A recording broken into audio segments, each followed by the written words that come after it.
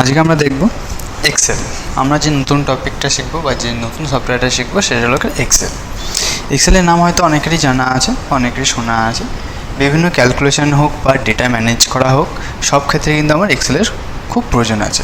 যে কোনো সেক্টরে, যে কোনো কাজের ক্ষেত্রে আমার এক্সেল এমন একটা সফটওয়্যার যেখানে কিন্তু সব ধরনের ক্যালকুলেশন, সব ধরনের ডেটা ম্যানেজমেন্ট সবগুলো আমরা কিন্তু করতে পারি। তো এক্সেল খুবই একটা ইম্পর্ট্যান্ট একটা সফটওয়্যার। তো যে কোনো প্রফেশনাল হোক, সেটা স্টুডেন্ট হোক বা কোনো টিচার্স হোক বা অন্য আদার্স প্রাইভেট সেক্টর বা গভর্নমেন্ট সেক্টর, যে কোনো সেক্টর হোক বা যে কোনো প্রফেশনাল হোক, সেখানে কিন্তু সবার একবার হলেও এক্সেলটা কিন্তু প্রয়োজন হয়।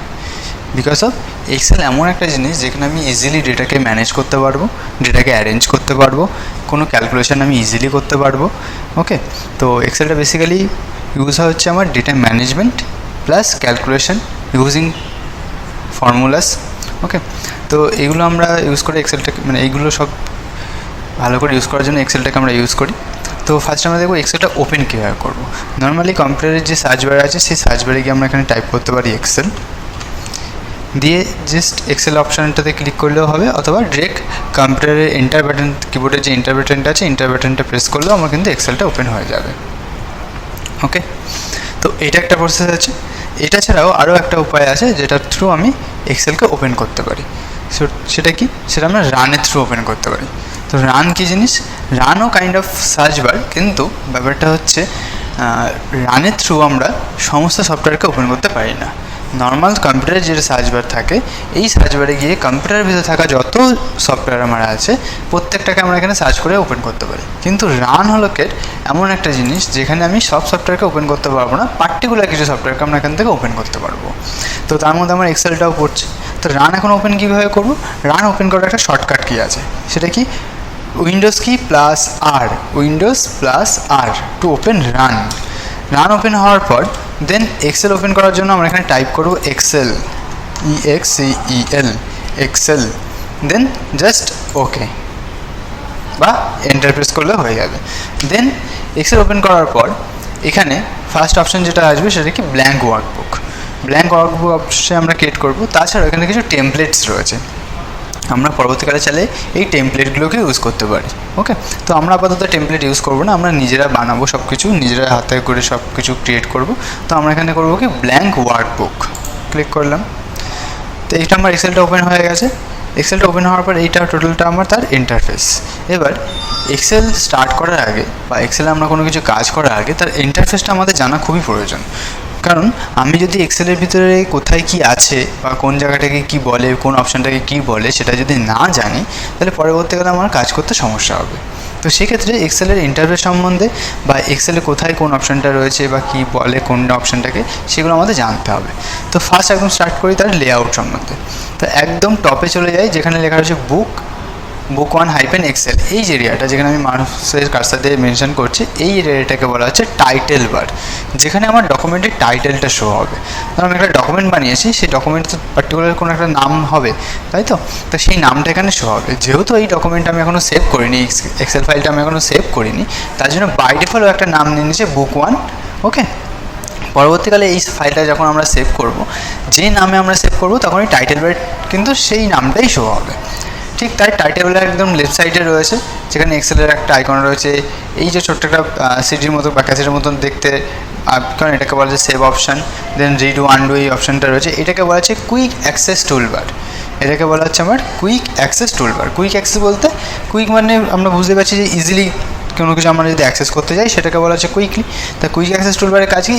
যাতে আমি খুব তাড়াতাড়ি বা খুব ইজিলি কোনো ফাইলকে সেভ করতে পারি বা কোনো কাজ করতে পারি। ওকে, এখানে বেসিক্যালি বাই ডিফল্ট যে 3টে বাটন থাকে সেটা হচ্ছে সেভ, আনডু অ্যান্ড রিডু। ওকে, ঠিক তার নিচে যেখানে রয়েছে file, home, insert, page layout, formula, data, review, view, এগুলোকে বলা হচ্ছে মেনু বা ট্যাবস। এগুলোকে আমরা বলছি মেনু অথবা ট্যাবস, বা আমরা রিবনও বলতে পারি। প্রত্যেকটা মেনুর আন্ডারে থাকে আবার কি? গ্রুপ। যেমন এটা আমার বাই ডিফল্ট হোম মেনু থাকছে। হোম মেনুর আন্ডারে কী কী গ্রুপ রয়েছে? Clipboard, font, alignment, number, style, cells, editing, add-ins, এগুলোকে বলা হচ্ছে গ্রুপ। এই গ্রুপের আন্ডারে থাকে বিভিন্ন অপশানস। ওকে, এক্সকিউজ মি। তো এখানে অনেকগুলো মেনু বা ট্যাবস রয়েছে, প্রত্যেকটা মেনু বা ট্যাবসের আন্ডারে কিন্তু আমার বিভিন্ন রকম গ্রুপ রয়েছে, তার ভিতরে বিভিন্ন অপশানস রয়েছে। আমরা সব অপশানগুলোই দেখবো, আমরা সব আস্তে আস্তে জিনিসগুলো শিখবো। ওকে, তো আজকে জাস্ট আমরা করবো ইন্ট্রোডাকশনটা, জাস্ট তার ইন্টারফেসটা কেমন, কোথায় কী আছে সেগুলো আমরা আজকে জানবো বেসিক্যালি। ওকে, আচ্ছা তাহলে এটা গেল হোম, ইনসার্ট, পেজ লেআউট, এগুলো সব আমার মেনু। প্রত্যেকটা মেনুর আন্ডারে থাকছে আমার গ্রুপ, যেমন clipboard, font, alignment, number, styles, এগুলো সব আমার গ্রুপ।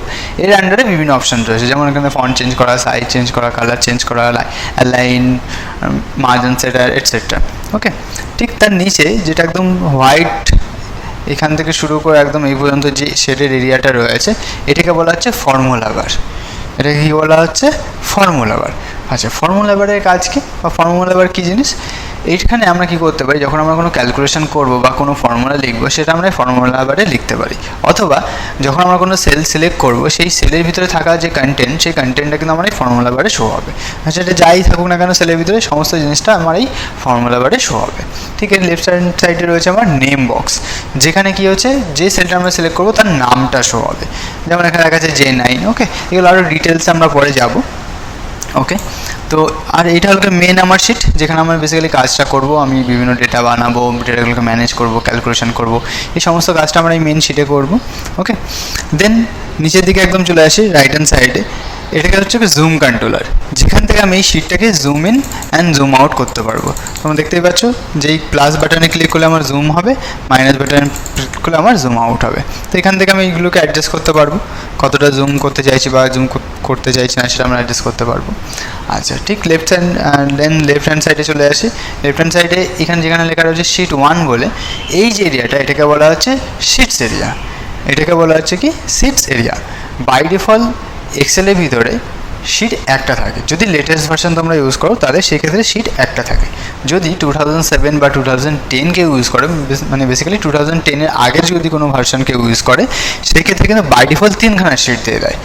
আর 2010-এর উপরে যত ভার্সন আছে, প্রত্যেকটা ভার্সনেই বাই ডিফল্ট শিট 1 থাকে। আমরা যেটা ইউজ করছি এটা হলো 2021 এক্সেল ভার্সন 2021। ওকে, তো লেটেস্ট ভার্সনে অলওয়েজ কিন্তু শিট একটা থাকবে। তো আমরা আরও শিট অ্যাড করতে পারি, এমন নয় যে একটাই আছে বা একটা নেই আমাদের কাজ করতে হবে। আমরা অনেক শিট অ্যাড করতে পারি, আমাদের যেমন রিকোয়ারমেন্ট থাকবে, আমাদের যেমন দরকার পড়বে, সেই হিসেবে আমরা এখানে শিট অ্যাড করতে পারি। সেগুলো আমরা আস্তে আস্তে জানবো, শিখবো, সেগুলো নিয়ে কোনো সমস্যা নেই। ওকে, এইটা গেল মোটামুটি আমার ইন্টারফেসটা। তো আরেকটা জিনিস ছোট্ট করে বলে রাখি যে এক্সেল বেসিক্যালি কি আমার রো অ্যান্ড কলাম মিলে ক্রিয়েট হয়, তাই তো? এক্সেলে বেসিক্যালি রো অ্যান্ড কলাম এই দুটো জিনিস নিয়ে আমার ক্রিয়েট হচ্ছে। তাহলে এখানে রো কোনগুলো, কলাম কোনগুলো? এখানে এই রো সবসময় মাথায় রাখতে হবে আমার হরাইজেন্টালি থাকে। রো কীভাবে থাকে? রো হরাইজেন্টালি থাকে, আর কলাম সবসময় ভার্টিক্যালি থাকে।